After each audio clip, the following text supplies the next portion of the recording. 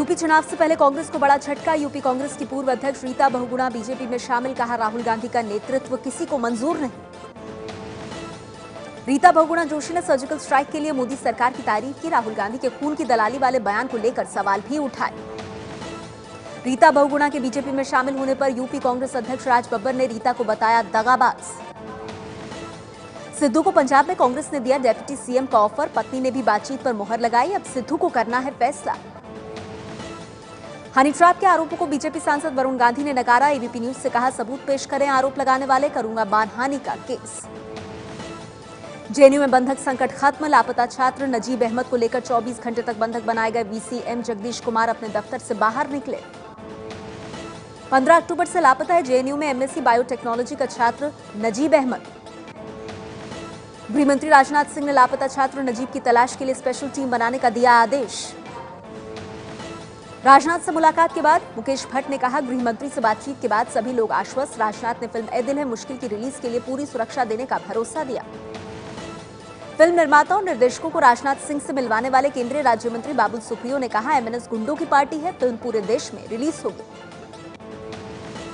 MNS के प्रवक्ता संदीप देशपांडे ने कहा, बाबुल सुप्रियो का मानसिक संतुलन बिगड़ गया है। गाने बजाने वालों को जब मंत्री बनाया जाता है तो ऐसी ही बातें करते हैं। नागपुर में राज ठाकरे की पार्टी एमएनएस के कार्यकर्ताओं ने करण जौहर की फिल्म ए दिल है मुश्किल को लेकर विरोध प्रदर्शन किया। सुप्रीम कोर्ट के आदेश के बाद पश्चिम बंगाल के सिंगूर में किसानों को जमीन वापस देने का काम शुरू। टाटा के नैनो प्लांट के लिए अधिग्रहित की गई थी जमीन। तेलंगाना में दलित परिवार को बस में चढ़ने से रोका गया। परिवार ने 15 दिन की धार्मिक यात्रा के लिए बाकायदा बुकिंग कर रखी थी। भुवनेश्वर में सम अस्पताल का मालिक मनोज नाइक गिरफ्तार। अस्पताल में आग की घटना के बाद मालिक की गिरफ्तारी को लेकर हो रहे थे प्रदर्शन। 3 दिन पहले भुवनेश्वर के सम अस्पताल में आग लगने से 21 लोगों की जान चली गई थी। अस्पताल में आग से निपटने के इंतजाम थे ही नहीं। दिल्ली में गहराया बर्ड फ्लू का खतरा। चिड़ियाघर के बाद हौस खास के डियर पार्क में भी मरे हुए पक्षी मिले। बर्ड फ्लू फैलने के डर से सरकार ने डियर पार्क को भी बंद किया। जम्मू के पास रियासी में बड़ा हादसा। खाई में बस गिरने से 22 लोगों की मौत। तमिलनाडु के शिवकाशी में पटाखे के गोदाम में भयंकर आग, 8 लोगों की मौत।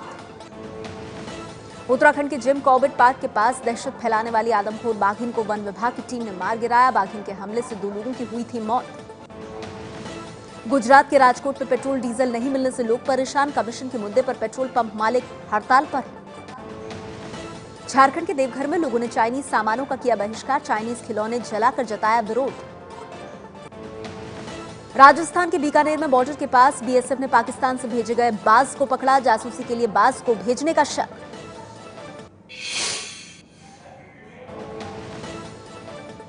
कैमरे में कैद हुए आतंकी। जम्मू के हीरानगर में पाकिस्तान की ओर से घुसपैठ की कोशिश नाकाम। श्रीनगर में बंद का आज 104वां दिन। कई इलाकों में धारा 144 लागू। 8 जुलाई को आतंकी बुरहान के एनकाउंटर के बाद से कश्मीर घाटी में हालात खराब। जम्मू कश्मीर सरकार ने घाटी में विरोध प्रदर्शन और हंगामे को बढ़ावा देने के आरोप में 12 सरकारी कर्मचारियों को नौकरी से बर्खास्त किया। 40 और कर्मचारियों पर हो सकती है कार्रवाई। मुलायम परिवार के झगड़े में नया अध्याय। अब चाचा शिवपाल के सिंचाई विभाग के विज्ञापन से भतीजे अखिलेश की तस्वीर गायब। अखिलेश यादव ने समर्थकों को समझाया, घर के झगड़े पर चिट्ठी न लिखें। 24 अक्टूबर को लखनऊ में समाजवादी पार्टी की अहम बैठक। मौजूदा विधायक, एमएलसी और पूर्व विधायकों को बैठक में बुलाया गया। अखिलेश यादव की चुनावी रथ यात्रा पर कांग्रेस का तंज। कहा, जिनके घर में महाभारत छिड़ी हुई है वो क्या राज्य को अच्छा शासन दे पाएंगे। कानपुर में निजी गेस्ट हाउस में शॉर्ट सर्किट से लगी आग। लाखों का सामान जलकर खाक। गया के आदित्य हत्याकांड में आरोपी रॉकी यादव को पटना हाईकोर्ट से मिली जमानत। जेडीयू की निलंबित एमएलसी मनोरमा देवी का बेटा है रॉकी। रॉकी को जमानत मिलने से आदित्य के माता पिता काफी दुखी। सीएम नीतीश कुमार ने न्याय दिलाने का भरोसा दिया था। आदित्य हत्याकांड में आरोपी रॉकी यादव को पटना हाईकोर्ट से मिली जमानत रद्द करने के लिए सुप्रीम कोर्ट जाएगी बिहार सरकार। बिहार के मुजफ्फरपुर में केंद्रीय विद्यालय में छात्रों की मारपीट के मामले में प्रिंसिपल निलंबित। उप प्राचार्य समेत 15 का तबादला। मध्य प्रदेश विधानसभा में नेता प्रतिपक्ष सत्यदेव कटारे का लंबी बीमारी के बाद मुंबई के एक निजी अस्पताल में निधन। कांग्रेस अध्यक्ष सोनिया गांधी ने कटारे के निधन पर जताया दुख। भोपाल में पुलिस के साइबर सेल में शॉर्ट सर्किट की वजह से लगी आग पर काबू पाया गया। पुलिस ने सभी डेटा सुरक्षित होने का किया दावा। महाराष्ट्र से लेकर केंद्र तक बीजेपी के साथ सरकार चला रही शिवसेना ने महाराष्ट्र में अकेले पंचायत चुनाव लड़ने का फैसला किया। मुंबई एयरपोर्ट के पास ड्रोन कैमरा उड़ाने वाले 3 लोग गिरफ्तार। 2 दिन पहले इंडिगो एयरलाइंस के पायलट ने ड्रोन देखने के बाद दी थी सूचना। महाराष्ट्र के पालघर में चलती ट्रेन में रेलवे पुलिस और बदमाशों के बीच मारपीट। सफर के दौरान यात्रियों में मची दहशत। मुंबई के घाटकोपर में एक सब इंस्पेक्टर ने बचाई घायल महिला की जान। महिला को अस्पताल में कराया भर्ती। मुंबई के कांदीवली में रिलायंस जियो के गोदाम में आग लगने से लाखों का केबल जलकर खाक। 2 घंटे बाद आग पर पाया गया काबू। यूपी के मऊ में 7 अक्टूबर को 2 व्यापारियों की हत्या का सीसीटीवी वीडियो सामने आया। हत्यारा अब भी फरार। मेरठ में तांत्रिक लुटेरा गिरोह ने व्यापारी को बनाया शिकार। झाड़ फूक के बहाने नकदी समेत लाखों की चांदी लूटकर भागे लुटेरे। गाजियाबाद के इंदिरापुरम की पॉश सोसाइटी के एक फ्लैट में 50 लाख की चोरी की तस्वीरें सीसीटीवी में कैद। यूपी के कानपुर में चोरों ने एक घर में परिवार वालों को बंधक बनाकर की लाखों की लूट। 3 लाख रुपए कैश और 22 लाख के जेवर चोरी किए।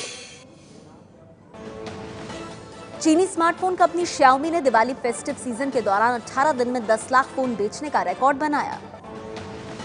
Amazon ग्रेट इंडियन सेल का आज आखिरी दिन। स्मार्टफोन, इलेक्ट्रॉनिक आइटम्स और एक्सेसरीज पर दी जा रही 50% तक की भारी छूट।